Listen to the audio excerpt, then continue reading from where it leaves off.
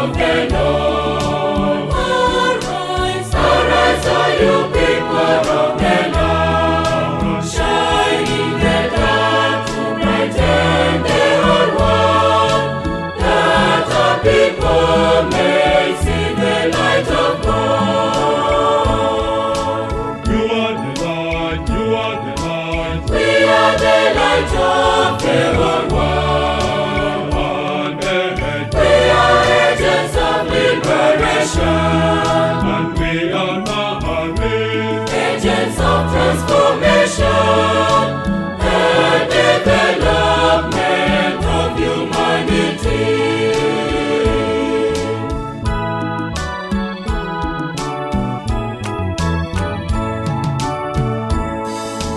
We the love of God and love of neighbor.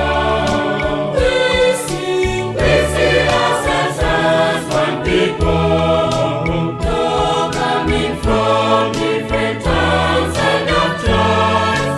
We complement and strengthen each other. you are the light, you are the light. We are the light of the whole world. We are agents of liberation, And we are Marist, agents of transformation and development of humanity. Everyone, today it is a great privilege to me to be with my classmate, Mrs. Teresia. Greetings and welcome, Mr. Teresia. Thank you. So you know the story of an individual cannot be captured in few words, but also God has given us collective identity to be called human beings. Above all, we have also personal identity. Can you tell us who are you? Okay, thank you, Brother Nyasi. I'm Teresia Romori Chacha, a fourth-year student at Marist University College. My home place is Tanzania, but part of my family is in Kenya, so to some extent I'm half caste, half Tanzanian, half Kenyan. Wow, that's great. You reminded me the story of the Bible where the Israelites were going to Egypt, come back to Israel. You too, you are in that movement, going and coming, crossing the Red Sea Yeah, sure. of the border. Oh, that's great. How did you know Marist National University College? Okay, I knew Marist through my former congregation, which I had joined 3 years ago. So it was an educational requirement for the congregation in the formation process, because they usually send for me in the earlier years to study. So I knew Marist through them when I was brought here to study education. Yeah, that's great. You mentioned something very good, so that you meet through your former congregation. Yes. Can you tell us more about your congregation? Your former congregation. Still you are still having identities, your congregation even still today. Yeah. Okay, my former congregation was Daughters of St. Joseph from Kaburoto. The mother house is in Italy and it is located in Ngong. Yeah. So what was your feelings and expectations after leaving your former congregation, the Daughters of St. Joseph? Okay, my feeling was, I can't express it in one word or in 2 words. I can say that when we are joining congregations, we have expectation and we have a motivation. Everyone has her own or his own vocation story. So when I was leaving home to join the congregation, nobody forced me. In fact, I was the one to negotiate with my parents and my guardians to join religious life. So when I was coming in the community, I had that full expectation and I had that conviction that I'm called to that life. So it was a disappointment for me. It was like my dreams had come to an end when I was leaving. I was really disappointed. And it really affected my spiritual life, my social life, and my emotional life, and also my education since I was in school that time. Yeah. Be strong and continue to be courageous as you are. Thank you. So how was your parents or your guardians received this children used to leave the congregation? Okay, in an African context, we find that people, including our parents, our guardians, our relatives, will see you as their daughter or a son when you leave convent as a failure, because for them, since they have not interacted with the communities, they know religious people as holy people. So once you leave the community or a congregation, for the society or the parents or the guardians, they feel you are the one who is a failure. And you know, there are two reasons why someone can live religious life. One can live because of her own decision, his or her own decision. And another one can be asked to live. And for me, I was asked to live. So meaning I was not prepared for the action, meaning I felt like my dream had come to an end. So for my parents and guardians, they did not accept completely because they felt that I have disappointed them, I am a failure, I can't do anything else, because for them, they feel that once you live religious life, you can't be significant to the society or to them, because they had not studied when I was in the congregation. Now, leaving the congregation was like my dream to become a teacher has come to an end, and also my dream to become a religious has come to an end. So they lost hope in me. So what was your living experience in this convent, in the religious life? So you have stayed 3 years, I hope, in this religious life. Now, what was your learning experience? Okay, as much as I was disappointed, I was sad, I was angry, I can say that my experience in religious life has impacted my life in a very positive way, though there are some negative, but I will only focus on the positive. First is the spiritual life. I was really motivated by the charism of the Daughters of St. Joseph, which was adoration and the prayer life, and also my apostolate. So from there I learned to live with people, different people, because it is an international congregation. So community life has motivated me and taught me how to live with the people. And as you can see, even in school, I like relating with many people, and I like to socialize with many people, and also there's that feeling of accepting other people's culture, because in here, like in education, I'm the only Tanzanian, so it is easy to relate with other Kenyan communities, and I feel happy. Secondly is like I'm very confident in terms of expressing myself, in terms of relating with people, expressing my feelings. So in the religious life, you know, you have to be confident, you have to talk for yourself. There's no your mother there, there's no your father there. So I learned that I should always open to express myself, to express what I want to live. You have said it very well. Each life we pass through shaped us in one way or the other. Yeah. So what was it, after saying that, what was your expectation when you left your home about formation? You knew that finally you're going to start your formation, but you had some personal expectations concerning formation house. Alright, when I was leaving home, for me, I didn't know that these cases of leaving convent, because I joined the congregation immediately after Form 4. Meaning I was still young, very fresh, I have very positive attitude about the religious life. I did not know there are many challenges, though I knew some challenges because I had interacted with some religious people. And so when I came there, I faced some challenges, but still I had a desire to continue with religious life. I continued to consult people to help me in order to develop my attitude, good attitude, and to make my vocation underground very strong. And so when I came there and the time came for me that they told me I have to leave, it was like a disappointment. I was surprised because whatever I was expecting, it was not what I faced there. I had a mentality that when you join religious life, when you have that strong desire, that is what will be there till the end. But coming there, I realized that it is a journey. It is not a one-day journey, but it is a life journey. You have said it very well, consecrated life, the journey of hope and faith and love. So after leaving the congregation or the convent, Finally, there is a challenge because when you go to employment, you adapt to employment. When you come out again, there is some movement to new reality. What was your challenge? Okay, actually, when I was leaving the community, I did not know that I will experience what I'm experiencing now, because you know at that moment when you're leaving, there are many religious people. You have friends who will encourage you, go and do this, go and do this.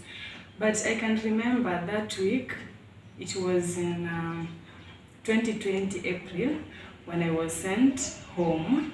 So when I went there, from the convent, I was not having that feeling of fear or what, but now going home, going to face that reality, it was very difficult. I remember I stayed in the house for a week without going out because I felt like I'm a failure, I'm not supposed to be seen by people, I'm not supposed to relate with people. So whenever maybe someone could call me, I could feel like this person want to criticize me, this person will go to announce to the whole world that I'm out of convent. And you know people would be the same. For sure. So people spread a lot of rumors, people were calling me, asking me what is wrong, what has happened. I decided to switch off my phone. So that feeling of loneliness, feeling of rejection, you feel that there is nobody at your side. And it's true that I lost many friends. You know, when you're in religious life, it is automatic that most of your friends will be the religious people. Most of them distanced themselves from me, so I was feeling like I don't belong anywhere. I am a failure totally. But I remember even coming back to school, because that time I was in second year, so I had not completed school, and it was the sisters who were supporting me in my education.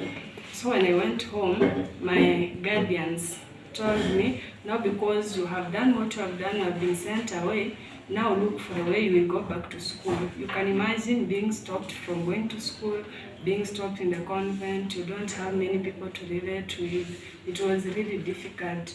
So I remember there's Madam Lillian, who was the former dean that time, called me. That was after 1 month. That was May. So when she called me, I was expecting her to ask me, Teresia, where are you? What have you done? Are you at home? What have you done to be sent out of the convent? But that was not the case. She just called me and told me, when are you coming to school? I told her, coming to school to do what? She told me, have to come back and finish your studies. I told her I cannot. She convinced me. She could call me even for 2 hours, just to talk to me, to encourage me. And at a point I said, I have to go back. Now, when I came back to school, it was not easy, because you remember that time I was wearing a uniform as a apostulant. Now I'm coming back as a lay student. People could talk about me, even my fellow religious. I could pass somewhere here, someone will say there are good things outside here. Now she's here, she went to convent, she has been pretending. I had a lot of things. So most of the time I could just do class, I go back in the house. I could stay in the house for 1 week. I never went in the church at that time. I had a very difficult experience, and I really appreciate some of my friends. Madam Lillian, may God bless you wherever you are, and bless your family too. I remember also some of the friends, the religious friends who were close to me, they could encourage me. So I continued to stay in school, but very stressed. Sometimes you can find me at the field, that's the volleyball field, just there to reflect, think about myself, think about how people are distancing themselves from me, because I could feel like I'm totally a failure. Even my academic performance started to go down. So in July, I met Brother Moses, and it was by coincidence. I remember I was to go for teaching practice, so I went to collect my TP materials. I did not find him, so I collected from Madam Bidinj. So after some time, there is a time they were sending the application, the vacancies to apply for job opportunities, teacher job opportunities. So I had those many of the letters in my phone. There's an education group, a WhatsApp group for all students, but we are not supposed to post there because it is restricted only for the admin. So there's no way I could send those vacancies to the group. So I asked for the number of Brother Moses, then I sent him the vacancies. That is how I knew him. So he called me in his office. I had not talked to him, I had not interacted with him anyway. That was the first time I met him, and I think he sensed something when in the process of talking. Then at a moment I told him I was in religious life, and I came back as a lay student now that I'm continued my studies. That is how he started to journey with me. He helped me. I really appreciate Brother Moses, and may God bless you a lot, because he motivated me, he helped me, he had been journeying with me in my spiritual life. At least I started to see the sense of humanity in me, the sense of spirituality in me. At least I came back in the church. I appreciated myself, I appreciated my situation, and said to myself that no situation is permanent, and there's always opportunities to make a better dreams and to renew our dreams in life. Yeah. It's good to have a very inspiring story, though painful. But the Swahili people do say that Mvumilivu, hula, mbivu. Yeah, sure. And there is another also African proverb say that when the river changes direction, the camel have to follow. So after all those experiences, you hear how to adapt the new life, the challenges, they were a lot. For sure, in life there is ups and downs. For now, what is your actual experience after being adopted in a normal society? Alright, I say challenges are everywhere. When you're in religious life, you'll say the lay people are better off. When you are outside, you'll also say the religious are better. Every life has challenges, but if God really calls you somewhere, He will give you strength to adopt to that life. Okay, being that I am outside, there are many challenges because of the peer pressure, of course, the developing society, you know. So, but you know, even if you went in convent for a week or you went in a seminary for a week, there's always that thing inside you. Whenever you want to do something, there's that thing that will come into you and tell you in convent, you are a sister, you are a brother. Even if you don't like the sisters or the brothers, there will always be that conscience inside you. So I really thank God that I have that strength and confidence to face those challenges. And again, I also appreciate Brother Moses in this essence because I consult him in many ways. I usually call him my dad because he really takes the responsibility of a dad in my life. So I take that courage that I got from the convent to face these challenges.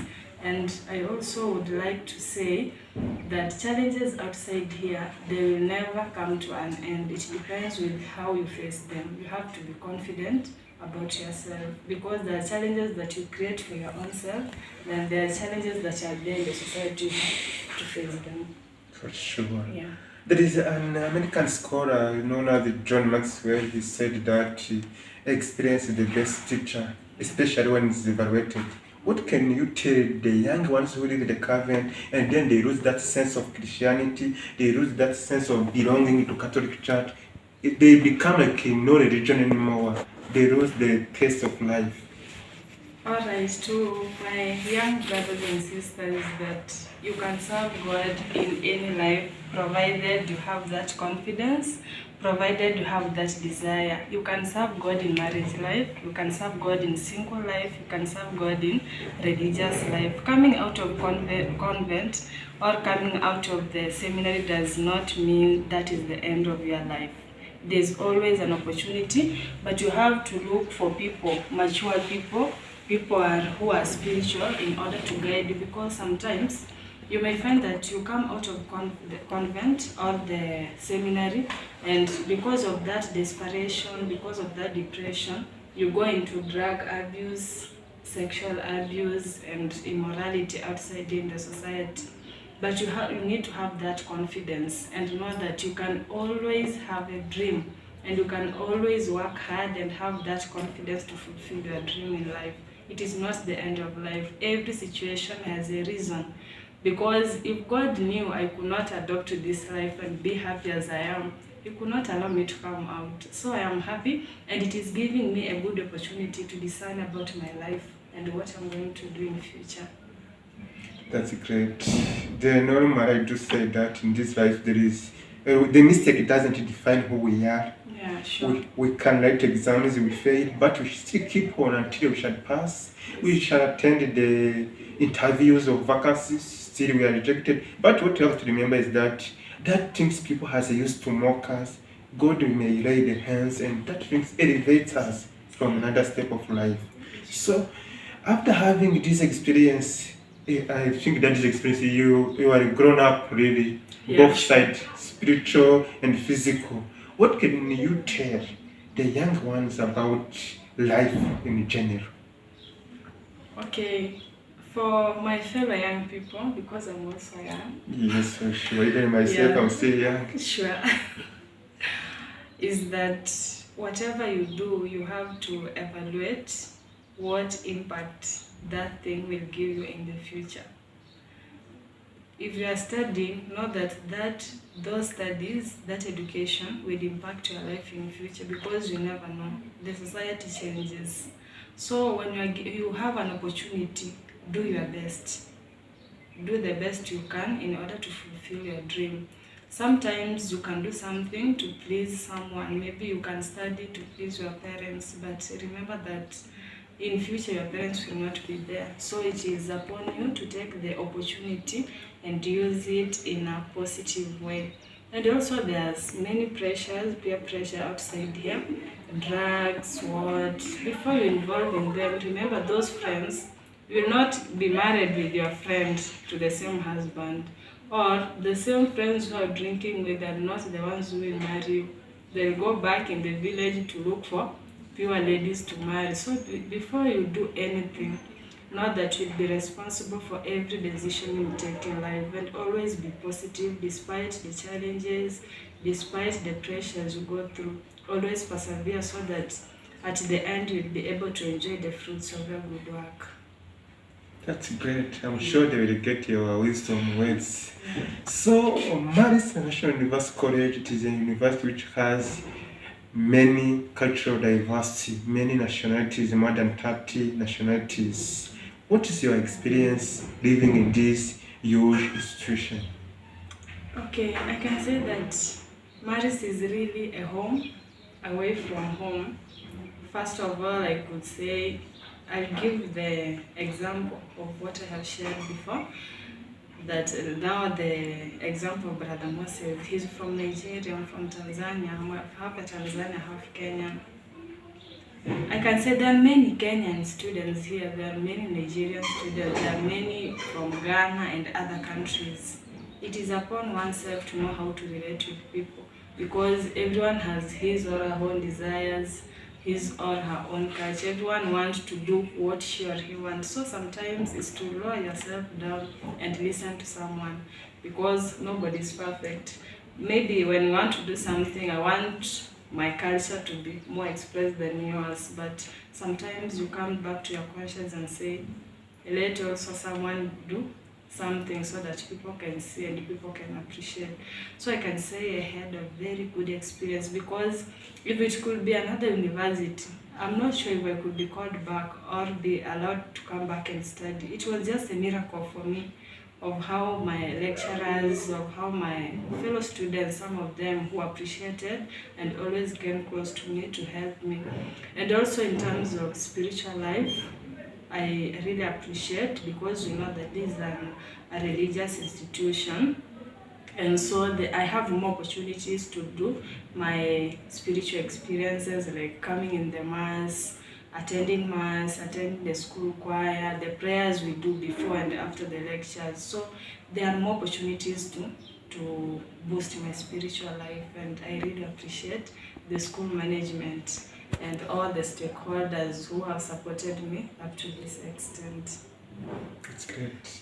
You have said a lot, Marist is a home, a fan from home. Yeah, sure. So another thing they also lead me to ask you a question. Do you know when you have lived in Covent?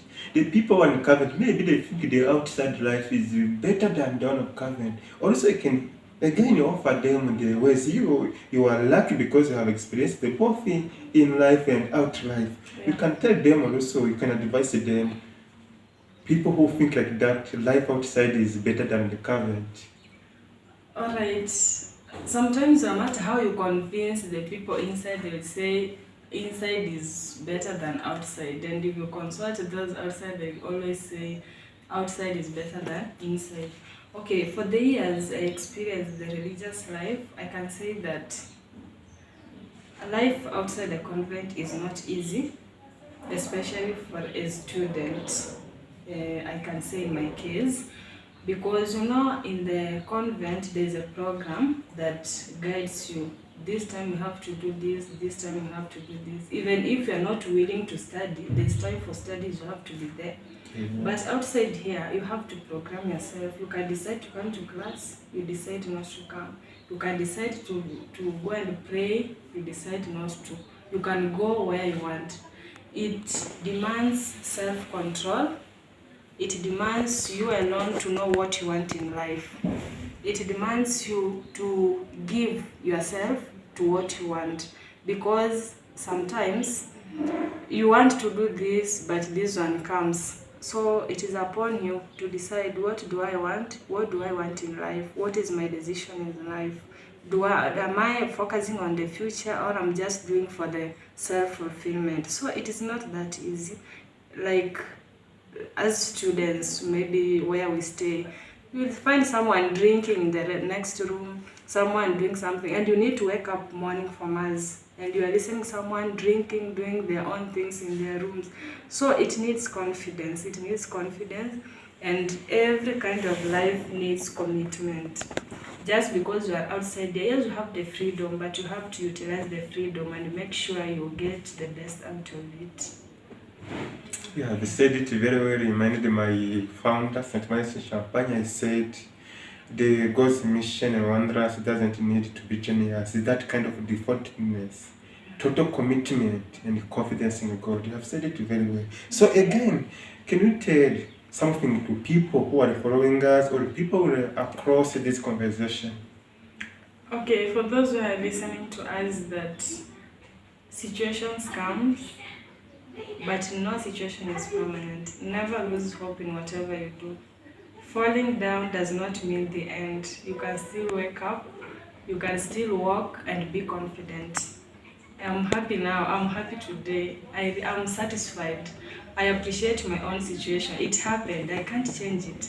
But it is here, I take it in a positive way, because before, when someone could ask me about religious life, why did you leave convent, I could abuse the person. But now I'm very confident, I can express myself. Yes, I was there, what do you want to know more? I will explain to you. So no situation is permanent in life. It depends how you value it. Of course, it can't come automatic. It's by the help of the spiritual people, the help of mature people who will be able to help you to mold what you want. Dreams never die unless you decide to sleep all over your life. It's great. Dreams never die. We always keep that in mind. No situation is permanent. Yeah, sure. Do you have any last remarks do you want to make? Maybe I did not ask a question, you want to share it?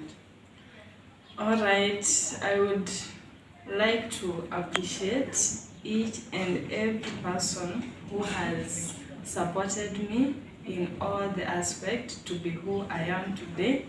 And I will still mention Madam Lillian, Brother Moses Fega. May God bless you abundantly for all your efforts. And also to the people who gave me that support to feel bad, or you also taught me a lesson, and now I'm confident. I also appreciate, because we can't only live in a positive world. Negatives are also there to build us. So I appreciate each and every person I have come across with. And also I appreciate my former congregation for making me who I am today. That's great. Normally we just say that we have to learn to be not to play the role of a human being, but to be really humans. Yeah, sure. I've said it very well. And people has been contributed to your life. May God bless you, bless them, and bless you too. And we wish you to reach your potential dream, as the dream never die. And you will achieve a lot. May God bless you. And I don't take it granted to have attended my invitation. Thank you very much. May God bless you. Thank you, brother. Welcome. To our followers on the audience outside there, thank you very much for taking this time to watch us. See you next time.